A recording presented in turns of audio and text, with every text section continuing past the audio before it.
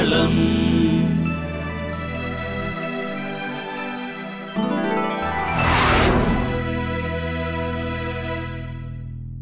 നമസ്കാരം. അതിഥിയിലേക്ക് എല്ലാ മാന്യ പ്രേക്ഷകർക്കും സ്വാഗതം. ഇന്ന് നമ്മുടെ അതിഥി പ്രശസ്ത നാടക ഗാനരചയിതാവും അതോടൊപ്പം മാധ്യമപ്രവർത്തകനുമായ രാധാകൃഷ്ണൻ കുന്നുംപുറമാണ്. രാധാകൃഷ്ണൻ കുന്നുംപുറത്തെ അതിഥിയിലേക്ക് സ്വാഗതം ചെയ്യുന്നു. ഒരു കവിത ചൊല്ലിക്കൊണ്ട് തന്നെ തുടങ്ങാം. തീർച്ചയായിട്ടും മലയാളത്തിലെ അനശ്വരനായ ഗായകൻ KP ബ്രഹ്മാനന്ദൻ്റെ അകാല വിയോഗത്തിൽ ഞാൻ എഴുതിയ ദേവരാഗം എന്ന കവിത, ഇതൊരു കലാകാരൻ്റെ ജീവിതത്തെ കാലം ഒരിക്കലും തടയുന്നില്ല എന്ന ഓർമ്മപ്പെടുത്തൽ കൂടിയാണത്. അതിങ്ങനെ അനസ്യൂതം ഒഴുകുന്നതാണ്.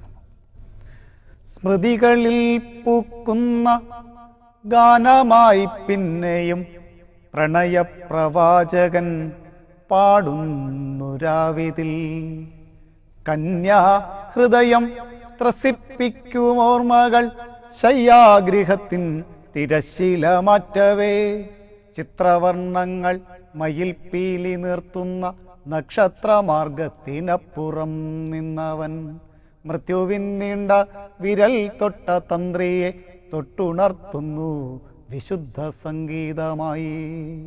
സ്മൃതികളിൽ പൂക്കുന്ന ഗാനമായി പിന്നെയും പ്രണയപ്രവാചകൻ പാടുന്നുരാവിതിൽ, കന്യാ ഹൃദയം ത്രസിപ്പിക്കുമോർമ്മകൾ ശയ്യാഗൃഹത്തിൻ തിരശീല മാറ്റവേ, ചിത്രവർണ്ണങ്ങൾ മയിൽ പീലി നിർത്തുന്ന നക്ഷത്രമാർഗത്തിനപ്പുറം നിന്നവൻ, മൃത്യുവിൻ നീണ്ട വിരൽ തൊട്ട തന്ത്രിയെ തൊട്ടുണർത്തുന്നു വിശുദ്ധ സംഗീതമായി. കുട്ടിക്കാലം മുതലേ കവിത എഴുതും, സ്കൂളിൽ പഠിക്കുന്ന കാലം മുതലേ. അപ്പോൾ ആ ഒരു അനുഭവം, ആദ്യമായിട്ട് കവിത എഴുതാനുണ്ടായ സാഹചര്യം? കവിത എഴുതാനുള്ള സാഹചര്യം വളരെ നിർബന്ധിതമായി കവിത വായിക്കണമെന്ന് ഇങ്ങനെ ആവർത്തിച്ച് പറയുന്ന വല്യച്ഛനുണ്ടായിരുന്നു. അപ്പോൾ അതുപോലെ സ്കൂളിലേക്ക് ചെല്ലുമ്പോൾ നന്നായി പാടി കവിത പഠിപ്പിക്കുന്ന സരസ്വതി ടീച്ചർ എന്ന ടീച്ചറുണ്ടായിരുന്നു. അപ്പോൾ അവരെല്ലാം കൂടി കവിതയിലേക്ക് പതിയെ ഞാൻ തന്നെ അറിയാതെ കവിത ഒരു ജീവിതത്തിൻ്റെ ഭാഗമാക്കി മാറ്റുകയായിരുന്നു എന്ന് തോന്നുന്നു. പിന്നീട് പതിയെ ഉത്സവ സ്ഥലങ്ങളിൽ ഇങ്ങനെ ചെല്ലുമ്പോൾ കഥാപ്രസംഗം കേൾക്കുന്നു, അല്ലെങ്കിൽ നാടകം കാണുന്നു. അതൊരു സാംസ്കാരികമായ ഈ തലമുറയ്ക്ക് ഒട്ടും തന്നെ അറിയാൻ വയ്യാത്ത ഒന്നായി മാറിയിരിക്കുന്നു. അത് ഒരു വലിയ ഞങ്ങളുടെ കാലഘട്ടത്തിലെ ഒരു തലമുറയ്ക്ക് വല്ലാത്തൊരു ഇതായിരുന്നു. കലയെയും സാഹിത്യത്തെയും ജീവിതത്തെയും കൂടി ഇങ്ങനെ യോജിപ്പിച്ച് നിർത്തിയൊരു വലിയ സമ്പന്നമായൊരു കാലഘട്ടം. അതിനിടയിൽ കൂടി എപ്പോഴോ കവിത ഇങ്ങനെ പതുക്കെ വരികയായിരുന്നു. ശരിക്കും ആദ്യം എഴുതിയ കവിത ഏതെങ്കിലും പ്രസിദ്ധീകരണങ്ങൾക്ക് അയച്ചു കൊടുക്കുക, അങ്ങനെ അതുമായിട്ട് ബന്ധപ്പെട്ട എന്തെങ്കിലും? അങ്ങനെ ഒരു സംഭവമുണ്ട്. ആദ്യമായി അച്ചടിച്ച കവിത എൻ്റെ പേരെന്തുകൊണ്ടോ അതിനകത്ത് കൃത്യമായി ഓർക്കാത്തതോ അതിനകത്ത് ഞാൻ രേഖപ്പെടുത്താത്തതോ അവരുടെ കയ്യിൽ നിന്ന് പോയതെന്തോ, ലേബർ സൗണ്ട് എന്നൊരു മാസികയ്ക്ക് ഞാൻ അങ്ങനെ ഒരു കവിത അയച്ചു കൊടുക്കുമ്പോൾ ഗ്രാമനന്മ എന്നാണ് ആ കവിതയുടെ. ഗ്രാമത്തിലെല്ലാവരും എല്ലാവരുടെയും ഒരു സങ്കല്പമാണല്ലോ ഗ്രാമം എന്ന് പറയുന്നത്, വിശുദ്ധിയുടെയും ഒക്കെ ഒരു അങ്ങനെ ഒരു സങ്കല്പം വെച്ചുകൊണ്ട് എഴുതിയ ശ്രീ എന്ന പേരിലാണ് അത് അച്ചടിച്ചു വരുന്നത്. അത് എനിക്ക് പിന്നീട് വേറൊരു സ്ഥലത്തത് ഞാൻ കിടക്കുന്ന കാണുമ്പോഴാണ് ഞാൻ ആ കവിത എന്ന് പറയുന്നത്. ഞാൻ എൻ്റെ വീടിൻ്റെ അടുത്തുള്ളൊരു ജംഗ്ഷനിൽ വെച്ച് ഞാനിങ്ങനെ കാണുമ്പോഴാണ്. അന്ന് സങ്കടമൊന്നും തോന്നിയില്ല, പക്ഷേ എൻ്റെ കവിത അച്ചടിച്ചല്ലോ എന്നുള്ള സന്തോഷം കൊണ്ട് എൻ്റെ പേരില്ല എന്നുള്ള ഇത് തോന്നിയിട്ടില്ല. പിന്നീടാണ് കവിതയിലേക്ക് പറയുന്നത്, ചൊല്ലാനൊക്കെ തുടങ്ങുന്നത്.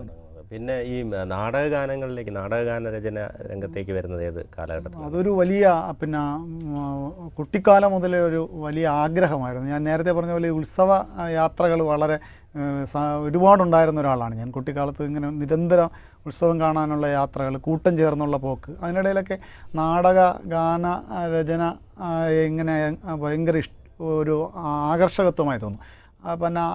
അത് ഇങ്ങനെ മനസ്സിൽ കിടന്നു. പക്ഷേ നാടക ഗാനരചയിതാവാകണമെന്ന് ഒരു വാശി പോലെ ഞാൻ അതിനകത്തേക്ക് കടന്നെത്തിയാണ്. കാരണം മലയാളിക്ക് പാടാൻ പാട്ടുകൾ ഉണ്ടാക്കിയത് മലയാളത്തിൻ്റെ നാടകഗാന രചയിതാക്കളാണ്. മലയാളിക്ക് അല്ലെങ്കിൽ പാട്ടുകൾ ഉണ്ടാകുമായിരുന്നില്ല. ഇപ്പോൾ വയലാർ രാമവർമ്മയും പ്രൊഫസർ OMV കുറുപ്പ് സാറും പി ഭാസ്കര മാഷും അടക്കം മലയാളികൾ ഇന്ന് പാടുന്ന പാട്ടുകൾ ഉണ്ടാക്കിയത് മലയാളത്തിൻ്റെ നാടകരംഗമാണ്. ഇല്ലിമുളം കാടുകളായാലും ചക്കരപ്പന്തലിലായാലും മലയാളിക്കൊരിക്കലും മറക്കാനാവാത്ത പാട്ടുകൾ. ആ പാട്ടുകൾ പിന്നെ മലയാളിക്ക് പാടാനുള്ള പാട്ടുകൾ ഉണ്ടാക്കിയവരുടെ പിൻപറ്റിയുള്ള ഒരു യാത്ര ഇന്നും അത് വളരെ പ്രൗഢമായ ഒന്നാണ് എന്ന് വിശ്വസിച്ചുകൊണ്ട് ആ രംഗത്ത് തുടരുന്ന ഒരാളാണ് ഞാൻ. അതിലൊരു ഒട്ടും കുറവുകൾ അനുഭവപ്പെടുന്നില്ല എന്നെ സംബന്ധിച്ചിടത്തോളം. ഈ നാടകഗാന രചനയെ സംബന്ധിച്ചിടത്തോളം പറയുകയാണെങ്കിൽ നാടകഗാനങ്ങൾ രചിക്കുന്നു, അതിനുശേഷം ഈണം പകരുന്നു. പക്ഷേ സിനിമയിൽ വരുമ്പോൾ ഈണം പകർന്നതിന് ശേഷം നാടകം രചിക്കുന്നു. പക്ഷേ ഈ അടുത്ത കാലത്തായി നാടകത്തിലും ഇത്തരം ഒരു ട്രെൻഡ് വന്നതായി അറിയുന്നു. അതിനെക്കുറിച്ച് അല്ല, നാടകം വളരെ നാടക അവതരണത്തിൽ തന്നെ വളരെ വലിയ മാറ്റങ്ങൾ ഉണ്ടായിക്കൊണ്ടിരിക്കുന്ന ഒരു കാലമാണ്. കാരണം പിന്നെ ഇപ്പം നന്നായി നാടകം പിന്നെ മാർക്കറ്റ് ചെയ്യപ്പെടുന്ന ഒരു കാലഘട്ടമാണ്. ഇപ്പോൾ എല്ലായ്പ്പോഴും പറയാറുണ്ട് നാടകം പിന്നെ തളർച്ചയുടെ കാലഘട്ടമാണ്. ഒരു നാടക പ്രവർത്തകൻ എന്ന നിലയിൽ ഞാൻ അതിനോട് പൂർണ്ണമായി വിയോജിക്കുകയാണ്. കാരണം നാടക സമിതികളുടെ എണ്ണം കുറഞ്ഞിട്ടുള്ളപ്പോഴും അവയുടെ വണ്ണം, ആ നാടകങ്ങളുടെ വണ്ണം വളരെ വർദ്ധിച്ചിട്ടുണ്ട്. അതുകൊണ്ട് തന്നെ നാടകത്തിനകത്ത് പുതിയ പല രീതികളും അപ്ലൈ ചെയ്യപ്പെടുന്നുണ്ട്. അതിലൊന്നാണ് ഈ പറഞ്ഞ പോലെ സംഗീതം കൊടുത്തിട്ട് പാട്ടുണ്ടാക്കുന്ന ഒരു രീതി. അത് ഇപ്പോൾ ഈ പിന്നെ നാടകത്തിനകത്ത് തന്നെ ഇപ്പോൾ നൃത്ത നാടകങ്ങൾ വളരെ സജീവമാണിപ്പോൾ. വളരെ വിഷ്വൽ സാധ്യതകളെ കൂടെ ഉപയോഗിച്ചുകൊണ്ട്, പ്രൊജക്ടറൊക്കെ ഉപയോഗിച്ചുകൊണ്ട് പിന്നെ നാടക രംഗം കൂടുതൽ പിന്നെ സങ്കീർണതമായ ഒരു അവസ്ഥകളിലേക്ക് കൂടി കടന്നു പോയിക്കൊണ്ടിരിക്കുകയാണ്, സാങ്കേതികത്വത്തിൻ്റെ സങ്കീർണത. അപ്പോൾ അതുകൊണ്ട് തന്നെ അവിടെ പുതിയ മ്യൂസിക് ഡയറക്ടേഴ്സ് വരുന്നുണ്ട്. അവർ സംഗീതത്തിന് ഈ പ്രാധാന്യം കൊടുത്തുകൊണ്ട് ഇതിന് പാട്ടുകളെ സൃഷ്ടിക്കാൻ ശ്രമിക്കുന്നുണ്ട്. ആ അർത്ഥത്തിൽ ഇപ്പോൾ പിന്നെ ഇങ്ങനെ മ്യൂസിക് തന്നിട്ട് പാട്ടെഴുതുന്ന രീതി ഉണ്ട്. ശീലിച്ചു വന്നതിൽ നിന്നും അത് അല്പം പിന്നെ ബുദ്ധിമുട്ടായിട്ട് തോന്നിയിട്ടുണ്ടെങ്കിലും കഴിഞ്ഞ 2 വർഷക്കാലമായിട്ട് ഞാൻ അങ്ങനെയാണ് പാട്ടുകൾ എഴുതുന്നത്. നമുക്കറിയാം വർഷങ്ങൾക്ക് മുമ്പ് നാടകം ആ കാലഘട്ടത്തിലേ വരുന്നു. കഥാപ്രസംഗം വളരെ സജീവമായിട്ട് ഉണ്ടായിരുന്നൊരു കാലഘട്ടം. ഉത്സവപ്പറമ്പുകളിൽ നിൽക്കാൻ പോലും സ്ഥലമില്ലാത്ത വിധത്തിൽ സാംബശിവൻ്റെയും കെടാമംഗല സദാനന്ദൻ്റെയും ഒക്കെ കഥാപ്രസംഗം. അതിനുശേഷം പിന്നീട് ഒരു ട്രെൻഡ് പോലെ ഗാനമേള ഉത്സവ പറമ്പിലേക്ക് കടന്നു വരുന്നു, ഗാനമേള വരുന്നു. അതിനുശേഷം മിമിക്സ് പരേഡ് വരുന്നു. അപ്പോഴും ഈ നാടകം ഇതിനോടൊപ്പം സമാന്തരമായിട്ട് ഒരേ ഗ്രാഫിൽ പോവുകയാണ്. പക്ഷേ ഈ അടുത്ത കാലത്തായി ഈ TV റിയാലിറ്റി ഷോകൾ കൂടുതൽ വന്നതോടുകൂടി ഈ മിമിക്രിയും ഗാനമേളയും കുറച്ച് ഒന്ന് ഡിമ്മായി നാടകം വീണ്ടും ഒരു പ്രതാപത്തിലേക്ക് വരുന്ന പോലെ തോന്നുന്നുണ്ടോ? തീർച്ചയായിട്ടും നാടകം എല്ലാ കാലത്തും പ്രതാപത്തിലേക്ക് വരികയാണ്. കാരണം അതിനൊരു പ്രത്യേകത എന്ന് വെച്ചാൽ കേരളത്തിൻ്റെ നാടക പ്രസ്ഥാനം എന്ന് പറയുന്നത് വളരെ പിന്നെ ജീവിതത്തോട് വളരെ അടുത്ത് നിൽക്കുന്നതാണ്.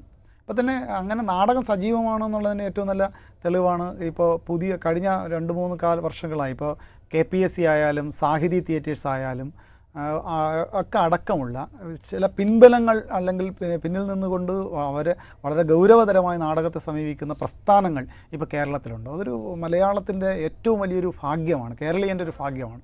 വളരെ പിന്നെ റെപ്യൂട്ടഡായി വളരെ സൃഷ്ടിന്മുഖമായിട്ട് നാടകത്തെ സമീപിക്കുന്ന പ്രസ്ഥാനങ്ങൾ ഇപ്പോൾ അതിനകത്തേക്ക് കടന്നു വരുന്നുണ്ട്. അതിനകത്ത് ഒരു മറ്റ് പ്രത്യേകത ഇവിടെ നമ്മൾ ഓർക്കേണ്ട ഒരെണ്ണം, ഗാനമേളയായാലും മിമിക്സ് പരേഡ് ആയാലും ഒരു എൻ്റർടൈൻമെൻറ്റ് ഷോ എന്നതിന് അപ്പുറത്തേക്ക് ഒരു മെസ്സേജ് പാസ് ചെയ്യാൻ ഇന്നും നമ്മുടെ കൈവശമുള്ള ഒരു മാധ്യമം എന്ന നിലയിൽ, ജനകീയ മാധ്യമം എന്ന നിലയിൽ സിനിമ കഴിഞ്ഞാൽ പിന്നെ നമുക്ക് നാടകത്തെ ആശ്രയിക്കുക നിവൃത്തിയുള്ളൂ. ലോകത്തിന് അതുകൊണ്ടാണ് ലോകത്തെ പിന്നെ എല്ലാ കാലവും പിന്നെ എത്രയെല്ലാം പിന്നെ ശബ്ദായമാനമായ ലോകമാണെങ്കിലും അതിൻ്റെ ഇടയിലൂടെ നാടകം ഒരു വലിയ കരുത്തുറ്റൊരു വൃക്ഷമായി ഇങ്ങനെ നിൽക്കുകയാണ്. ഒരുപക്ഷെ അതിൻ്റെ പൂക്കളും അതിൻ്റെ പിന്നെ ശലഭക്കാഴ്ചകളും ഒന്നും അത്ര പെട്ടെന്ന് ജനങ്ങളിലേക്ക് എത്തുന്നില്ലെങ്കിൽ പോലും വളരെ കരുത്തുള്ള, കാറ്റിലോ മഴയിലോ ആടിപ്പോകാത്ത ഒരു വേരുള്ളൊരു വൃക്ഷമായി നാടകം നിൽക്കുന്നതിൻ്റെ കാരണം നാടകം ജീവിതത്തോട് അത്ര വളരെ തീവ്രമായ ചില വിഷയങ്ങളാണ് വിളിച്ചു പറയുന്നത്. ഈ സമീപകാലത്ത് ഇറങ്ങിയിട്ടുള്ള നാടകങ്ങളെല്ലാം ശ്രദ്ധിച്ചാൽ അറിയാം. ഇപ്പോൾ ഇനി വരുന്ന ഉത്സവ സമയങ്ങളിലേക്കൊക്കെ തയ്യാറെടുത്തുകൊണ്ടിരിക്കുന്ന നാടകങ്ങളറിയാം. കേരളത്തിൻ്റെ ഇന്ത്യയുടെ സമകാലികമായ ജീവിതാവസ്ഥകളെക്കുറിച്ച് വളരെ ഗൗരവതരമായി അത് ഓർമ്മിപ്പിക്കുകയാണ്. അത് വളരെ ഗൗരവതരമായി തന്നെ അത് നമ്മളോട് പലതും പറയുകയാണ്.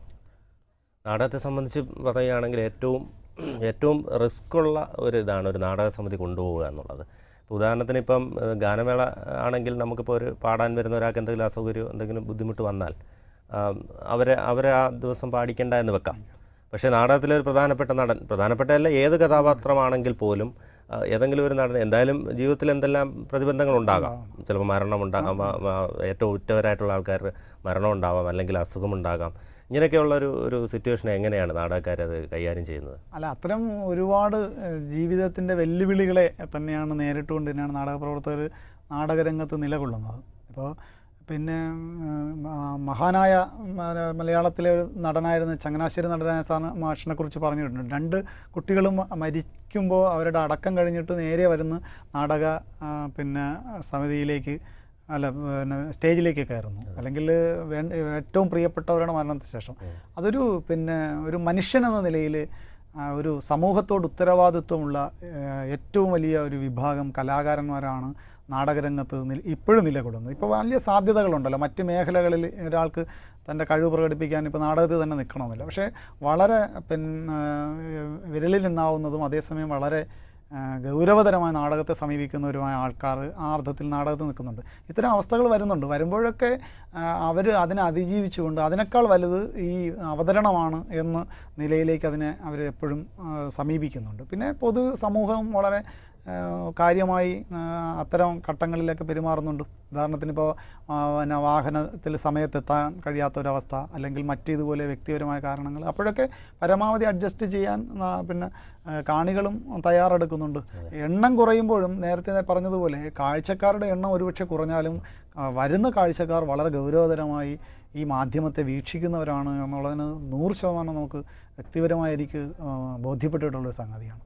അതോടൊപ്പം തന്നെ ഈ സ്ത്രീ നായികമാരെയൊക്കെ കിട്ടാൻ, കാരണം രാത്രിയൊക്കെ കുടുംബമായിട്ട് ജീവിക്കുന്ന സ്ത്രീകളെയൊക്കെ ഈ നായികയായി പോകാനും ഒക്കെ കിട്ടാൻ വളരെ ബുദ്ധിമുട്ട്, സിനിമ പോലെ അല്ലല്ലോ. അപ്പോൾ അത് അത്രയും ഒരു ബുദ്ധിമുട്ടുള്ളതായിട്ട് കേട്ടിട്ടുണ്ട്. അതിനെക്കുറിച്ച് അല്ല, അതിൻ്റെ ഒരു പ്രധാന വിഷയമെന്ന് വെച്ചാൽ അത് ഈ യാത്ര അല്ലെങ്കിൽ കുടുംബ അതൊന്നും ആയിട്ട് അല്ല എനിക്ക് തോന്നിയിട്ടുള്ളത്. എനിക്ക് തോന്നുന്നത് വെച്ചാൽ നാടക പ്രവർത്തനം എന്ന് പറയുന്നത് ഗൗരവതരമായ ഒരു കലാപ്രവർത്തനമാണ്. അതിൽ ഏറ്റവും വളരെ പ്രധാനപ്പെട്ടത് ഒരു നാടകത്തിൻ്റെ പിന്നെ അതിൻ്റെ ആരംഭത്തിൽ അവരാദ്യം ചെയ്യുന്നത് ഇതിൻ്റെ സ്ക്രിപ്റ്റ് കുറിച്ചെടുക്കുകയാണ്. അവരവരുടെ ഡയലോഗ് പോർഷൻ ബുക്സ് എന്ന് പറയും. അപ്പോൾ അത് കൊടുക്കലാണ് നാടകത്തിലെ ഏറ്റവും പ്രധാനപ്പെട്ട കർമ്മങ്ങളിലൊന്ന്. അപ്പോൾ അതിനകത്ത് അത് കുറിച്ചു വയ്ക്കുന്നതോടെ ഒരാൾ ഒരു വിദ്യാർത്ഥിയാവുകയാണ്. ആ വിദ്യാർത്ഥിയായി അവർ ആ നാടകത്തിൻ്റെ ഡയലോഗ് പഠിക്കുന്നു, മൂമെൻറ്റ്സ് പഠിക്കുന്നു. അങ്ങനെ ഒരു നിരന്തര പഠനമാണ്. ഇത് 100ാമത്തെ വേദിയോ 150ാമത്തെ വേദിയാണെങ്കിൽ ആദ്യ വേദിയിൽ തുടങ്ങിയതുപോലെ തന്നെ 150ാമത്തെ വേദി വരെയും ചെയ്യണം. അപ്പോൾ ഇതിനൊരു ഒരു അത്ര റിസ്ക് എടുക്കുവാൻ ഒരു പുതിയ തലമുറയിലെ സ്ത്രീകൾ എല്ലാവർക്കും അതുകൊണ്ട് അത് അവർക്കത്ര ഒരു താല്പര്യമില്ല, അല്ലെങ്കിൽ അതിൻ്റെ കാര്യമില്ല. ഇപ്പോൾ സീരിയൽ പോലുള്ള സംവിധാനങ്ങൾ കുറെ കൂടി വളരെ എളുപ്പത്തിൽ അവരെ എസ്റ്റാബ്ലിഷ് ചെയ്യുന്നുണ്ട്, അവർക്കതിനകത്ത് നിൽക്കാം. അതുകൊണ്ട് കൂടിയാണ് അതിനകത്തുള്ള റിസ്ക് ആണ് അവരെ അതിനകത്തുനിന്ന് പിറകോട്ട് നയിക്കുന്നത്. സ്വയം പിന്നെ പ്രൊജക്റ്റ് ചെയ്യാനുള്ള കഴിവുകളെ പിന്നെ വളർത്തിയെടുക്കുവാനോ അതിനുവേണ്ടിയുള്ള ശ്രമം നടത്താനോ ഉള്ള ഒരു താല്പര്യമില്ലായ്മയാണ് എനിക്കതിനകത്ത് തോന്നിയിട്ടുള്ളത്. വളരെ ഗൗരവതരമായ അതേസമയം നാടകരംഗത്ത് നിൽക്കുന്ന വളരെ ഉജ്ജ്വലമായ പെർഫോമൻസ് കാഴ്ചവെക്കുന്ന നടിമാർ ഇപ്പോഴും മലയാള നാടകവേദിക്ക് ക്ഷാമമൊന്നുമില്ല. അങ്ങനെ ഒരു ക്ഷാമമൊന്നുമില്ല. പക്ഷെ പുതിയൊരാൾ വരുന്നില്ലേ എന്ന ചോദ്യത്തിനാണ് ഈ പറഞ്ഞ വിഷയം. അത് അവർക്ക് അതിനോടുള്ള ഒരു സമീപനത്തിൻ്റെ വിഷയമാണ്. അതൊരു സമീപനത്തിൻ്റെ വിഷയമാണ്. ശരിക്കും ഒരു ഉപജീവനം കഴിക്കാൻ നാടകം വഴി സാധിക്കുന്നുണ്ടോ? തീർച്ചയായും. നന്നായിട്ട് ജീവിക്കുന്ന ഒട്ടനവധി കലാകാരന്മാർക്ക് നാടകരംഗം, അഭിനയം ആയാലും എഴുത്തായാലും അതിനെ വളരെ ഗൗരവതരമായി സമീപിച്ചാൽ ഗൗരവതരമായി പിന്നെ അതിനെ കൊണ്ടുപോകാൻ പറ്റുന്ന ഒരവസ്ഥയാണുള്ളത്. നാടകം കൊണ്ട് മാത്രം എന്ന് ചോദിച്ചാൽ ഒരാളും ഇപ്പോൾ അത് മാത്രം എന്നുള്ള നിലയിൽ ഈ കാലഘട്ടത്തിൽ സമീപിക്കാൻ പറ്റുമോ എന്നുള്ളത് ഒരു സീസണൊക്കെ. പക്ഷേ എന്ന് വെച്ചാലും കുഴപ്പമൊന്നുമില്ല. ഇപ്പോൾ സീസൺ അല്ലാതെ തന്നെ ഇപ്പോൾ കേരളത്തിൽ ഞാൻ കഴിഞ്ഞൊരു 3-4 വർഷമായിട്ട് ഞാൻ ശ്രദ്ധിച്ചിട്ടുള്ള മിക്കവാറും എല്ലാ താലൂക്കിലും ഇപ്പോൾ നാടകോത്സവങ്ങൾ സജീവമാണ്, വളരെ സജീവമാണ് നാടകോത്സവങ്ങൾ. ഒരു താലൂക്കിൽ 2 നാടകോത്സവം വരെ നടക്കുന്ന 2ഉം 3ഉം ഒക്കെ നടക്കുന്ന സ്ഥലങ്ങളുണ്ട്. അപ്പോൾ ആ സമയം അത് കണ്ടിട്ട് റെസിഡൻ്റ് അസോസിയേഷനുകൾ വന്നിട്ടുണ്ട്, അവർക്ക് നാടകമുണ്ട്. അതുകൊണ്ട് ഈ ഓഫ് സീസൺ എന്ന് പറയുന്നതും ഇപ്പോൾ നാടകക്കാരെ സംബന്ധിച്ച് അങ്ങനെ ഒരു പ്രശ്നം ഉണ്ടാക്കുന്നില്ല. ഓണം, ക്രിസ്മസ്, ന്യൂ ഇയർ ആഘോഷങ്ങൾക്ക് എല്ലാം ഇപ്പോൾ അതൊരു സമീപിക്കുന്നുണ്ട്. അത് ആ അർത്ഥത്തിൽ. പിന്നെ എഴുതിയ ഗാനങ്ങൾ നമ്മൾ ഒരു ഉത്സവപ്പറമ്പിലോ അല്ലെങ്കിൽ എവിടെയെങ്കിലും പ്രദർശിപ്പിക്കുന്ന സ്ഥലത്ത് നിന്ന് കാണുന്ന ആ ഒരു സുഖം അത് അനുഭവിക്കാറുണ്ടോ? അത് വലിയ ഒരു അനുഭവമായിരുന്നു. കാരണം വെച്ചാൽ നാടകത്തിലെ ഒരു പാട്ടെഴുതാൻ വേണ്ടി മലയാള നാടകവേദിയിലെ ഒട്ടുമിക്ക നാടക റിഹേഴ്സൽ ക്യാമ്പുകളിലും ചെന്ന് അവസരം ചോദിച്ചിട്ടുള്ള ഒരാളാണ് ഞാൻ. അപ്പോൾ അന്ന് വളരെ ഇപ്പോഴും ഈ രംഗത്ത് നിൽക്കുന്നത് മലയാളത്തിൻ്റെ കുലപതികളാണ്. നാടകഗാന രചനാ രംഗത്ത് നിൽക്കുന്ന ഏറ്റവും താഴത്തെ കണ്ണിയാണ് ഞാൻ. എൻ്റെ ഏറ്റവും മുകളിൽ ഇപ്പോഴും നാടകത്തിന് വർഷാവർഷം പാട്ടെഴുതുന്ന ആളാണ് പ്രൊഫസർ ONV കുറുപ്പ്. അല്ലെങ്കിൽ ഈ വർഷം നമ്മുടെ ചീഫ് സെക്രട്ടറി പാട്ട് എഴുതിയിട്ടുണ്ട്. ഈ വർഷം അദ്ദേഹത്തിൻ്റെ പാട്ടുണ്ട്, KJ ഉമർ സാറിൻ്റെ. അപ്പോൾ അങ്ങനെ മഹാരഥന്മാർ ചവിട്ടി നടന്ന പാതയാണ്. ആ പാതയുടെ ഇങ്ങേ അറ്റത്താണ് നമ്മൾ നിൽക്കുന്നത്. അപ്പോൾ കുട്ടിക്കാലത്ത് ഇവരുടെ എല്ലാം പേരുകളിങ്ങനെ അനൗൺസ് ചെയ്യുന്നത് കേൾക്കുമ്പോൾ ഉണ്ടായിരുന്ന ഒരു വല്ലാത്ത ഒരു ആദരവുണ്ടായിരുന്നു. ഒരു ദിവസം നമ്മളും നമ്മുടെ പേരും അങ്ങനെ കേൾക്കുന്നു. അങ്കമാലിയിലുള്ള ഒരു നാടക സമിതിയാണ് അങ്ങനെ പേര് അനൗൺസ് ചെയ്യുന്നത്. ഇപ്പോഴും അത് എന്തായിരുന്നു അന്ന് തോന്നിയത് എന്ന് ചോദിച്ചാൽ ഞാൻ പലപ്പോഴും എനിക്ക് ആലോചിക്കാൻ തോന്നാറുണ്ട്. നമ്മളൊരു പാട്ടെഴുത്തുകാരനായി അംഗീകരിക്കപ്പെട്ടു എന്നുള്ളത്. ഇനി പിന്നെ നമുക്കിനി ചെയ്യാനുള്ള സിനിമയുടെ ഒരു ലോകം മാത്രമേ ഉള്ളൂ. അപ്പോൾ അതിനെ തൊട്ട് അടുത്ത് നിൽക്കുക നമ്മളൊരു പാട്ടെഴുത്തുകാരനായി അംഗീകരിക്കുക എന്ന് പറയുന്ന ഒരു മാധ്യമം നാടകമാണ്. അവിടെ നമ്മളൊരു പാട്ടെഴുത്തുകാരനായി അതിൽ നിന്ന് വന്നവരെല്ലാം പിന്നീട് സിനിമയുടെ ലോകത്തേക്ക് പോകുമ്പോൾ അവർക്ക് അവരുടെ എല്ലാം ഒരു പ്രധാന ഒരു ആവേശമോ അല്ലെങ്കിൽ ഒരു ആദരിക്കപ്പെടുന്നതായ ഒരു മാധ്യമമായി തന്നെയാണ് നടന്നത്. അപ്പോൾ അത് വല്ലാത്ത അനുഭവം തന്നെയായിരുന്നു. നമ്മളൊരു പാട്ടെഴുത്തുകാരനെ അംഗീകരിക്കപ്പെട്ടു എന്ന് തോന്നിയതിൻ്റെ ഒരു ധന്യത ആ പേര് അനൗൺസ് ചെയ്ത സമയത്ത്, നോട്ടീസിൽ ആ പേര് അച്ചടിച്ച സമയത്തൊക്കെ ഉണ്ടായിരുന്നു. ആദ്യകാലത്തൊന്നും പേര് അച്ചടിക്കാറില്ലായിരുന്നു, ഇങ്ങനെ അനൗൺസ്മെൻറ്റ്. ഇപ്പോഴൊക്കെ അത് കേൾക്കുമ്പോൾ ഞാൻ ആ പഴയ കാലം അങ്ങനെ തീർച്ചയായിട്ടും ഓർമ്മിക്കാറുണ്ടായിരുന്നു. സിനിമയോട് ഭ്രമം തോന്നുന്നുണ്ടോ? അല്ല, സിനിമയ്ക്ക് പാട്ടെഴുതണം, തീർച്ചയായിട്ടും പാട്ടെഴുതുകയും ചെയ്യും. പാട്ടെഴുതാനുള്ള സാധ്യതകളും മുൻപിലുണ്ട്. പക്ഷെ അതിനേക്കാളൊക്കെ നാടകം എന്ന് പറയുന്ന ഒരു സാംസ്കാരിക പ്രവർത്തനം എന്ന നിലയിലാണ് ഞാൻ അതിനകത്ത് സജീവമായി നിലനിൽക്കുന്നത്. നാടകത്തിന് പാട്ടെഴുതുന്ന ഒരാൾ എന്ന നിലയിൽ മാത്രമല്ല ഞാൻ നാടക പ്രസ്ഥാനവുമായി ബന്ധപ്പെടുന്നത്. നാടകത്തിൻ്റെ അദ്യാന്തം ഞാൻ അതിനകത്ത് വളരെ ഇടപെടുകയും വളരെ ഗൗരവതരമായി കഴിഞ്ഞ 4 വർഷമായി സംസ്ഥാന സർക്കാരിൻ്റെ അവാർഡ് വാങ്ങുന്ന നാടകങ്ങൾക്ക്, മികച്ച നാടകങ്ങൾക്ക് പാട്ടെഴുതുന്ന ഒരാളാണ് ഞാൻ. സംഘചേതനയുടെ ആയാലും, കഴിഞ്ഞ വർഷത്തെ മമതയുടെ നാടകമായാലും, അതിനു മുമ്പ് കലാചേതനയുടെ നാടകങ്ങളായാലും ഏറ്റവും മികച്ച നാടകങ്ങളായിരുന്നു. അപ്പോഴൊക്കെ ഞാനതിൽ പാടുന്നു. അപ്പോൾ അതിലെല്ലാം പാട്ടെഴുതാൻ ചെല്ലുന്നു, സിറ്റുവേഷൻ തരുന്നു, പാട്ടെഴുതുന്നു എന്നതിനപ്പുറം ഒരു നാടകം ഏറ്റവും ക്രിയേറ്റീവായി ഇതിനോട് ഒരു മെസ്സേജ് വേണം. എല്ലാ നാടകങ്ങൾക്കും അത്തരം ഒരു മെസ്സേജ് വേണമെന്ന് ആഗ്രഹിക്കുകയും എഴുതുന്ന പാട്ടിൽ പോലും അതിൻ്റെ സിറ്റുവേഷൻ അനുയോജ്യമായൊരു മെസ്സേജ് പാസ് ചെയ്യണമെന്നും ആഗ്രഹിക്കുന്ന ഒരാളാണ് ഞാൻ. അതുകൊണ്ട് നാടകം ഇപ്പോഴും വലിയൊരു ഭ്രമമാണ്. സിനിമയേക്കാളേറെ ഭ്രമിപ്പിക്കുന്നത് ഇപ്പോഴും നാടകം തന്നെയാണ്. ഈ പണ്ടുകാലത്ത് ആൾക്കൂട്ടത്തിനിടയിലിരുന്ന് ഇങ്ങനെ നാടകം കാണുന്നു. അപ്പോൾ അതിലെ നാടകഗാനങ്ങൾ ONV കുറുപ്പ് സാറൊക്കെ എഴുതിയ നാടകഗാനങ്ങൾ കേൾക്കുമ്പോൾ മനസ്സിൽ ഒരു വികാരമുണ്ടാവുമല്ലോ. തീർച്ചയായും എനിക്കും ഇതുപോലൊരു ഗാനരചയിതാവണം. അതുപോലെ താനിപ്പോൾ അതിലേക്ക് എത്തപ്പെട്ടപ്പോൾ തിരിച്ച് അതേപോലെ ആൾക്കൂട്ടത്തിനിടയിലിരുന്ന് ആൾക്കാരുടെ ആ ഒരു റിയാക്ഷനോടുകൂടി കാണുമ്പോൾ ഉണ്ടാകുന്ന ഒരു അനുഭവം, അത് വലിയ അനുഭവമാണ്. കഴിഞ്ഞ 2-3 വർഷക്കാലമായിട്ട് ഞങ്ങൾ ശാർക്കര വലിയൊരു പറമ്പാണ്, നിറയെ ആൾക്കൂട്ടമുള്ള ഒരു ഉത്സവ പറമ്പാണ്. അവിടെ ഇങ്ങനെ നാടകത്തിൻ്റെ പാട്ട് ഒക്കെ കേട്ടിട്ട് ആ നാടകം കണ്ടിട്ട് ഒരു ദിവസം 2 നാടകമൊക്കെ കാണും. ഒരു നാടകം കഴിഞ്ഞിട്ട് അതിൻ്റെ ഇടവേളയിൽ സുഹൃത്തുക്കൾ ഇങ്ങനെ വന്നിട്ട് വളരെ സ്നേഹപൂർവ്വം ഇങ്ങനെ പാട്ട് കേട്ടു, കൊള്ളാം, നല്ല പാട്ട് എന്ന് പറഞ്ഞിട്ടുണ്ട്.